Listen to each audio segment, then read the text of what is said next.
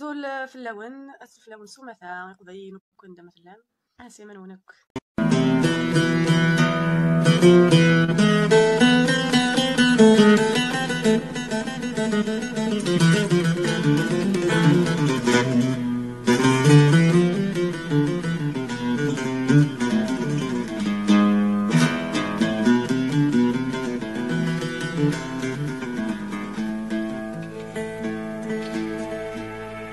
اسمي دلول غذا السنشوم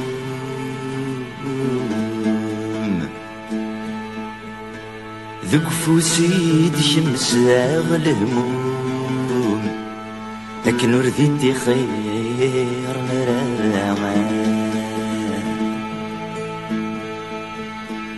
لو كانوا لي وذاج الطول عاد يرغ داخل الجنون لكن ورثت حسي يصغر يميس الصورة ويجوم لابد زد جاب غنون تيمور دي السيان رامان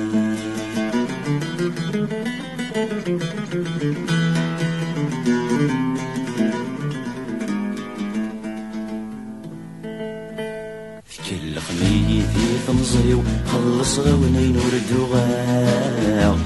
سمينا ولانيو لمحنينا كل سرماو لمحنا ثنجر يغسيو وقبل درس الموتيو هاين ياكو يجمع وليو السيلسي وثين ضماو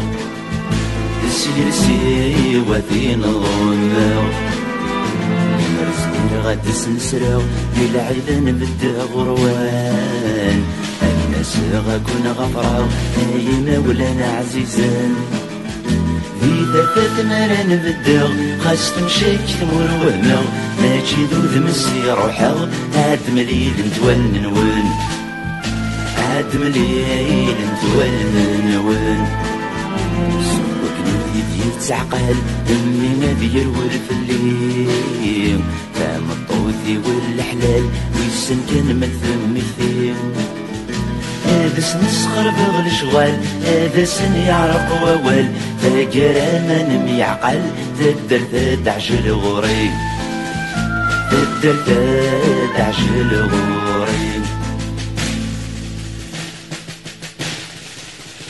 يجيك ذا سيرم تركيثي والظلرام دليز يسم كيف جاي الحرز دلوفاو ثبورت الحبس في الزم فلسنا ورقتي وتوشم دورة السدنيا تصجم طول عماري تمر كام طول عماري تمر كام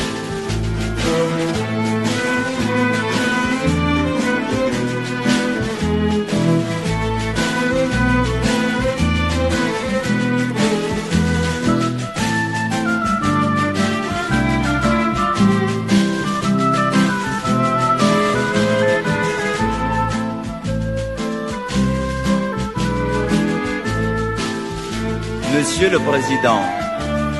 c'est avec un cœur lourd que je m'adresse à vous.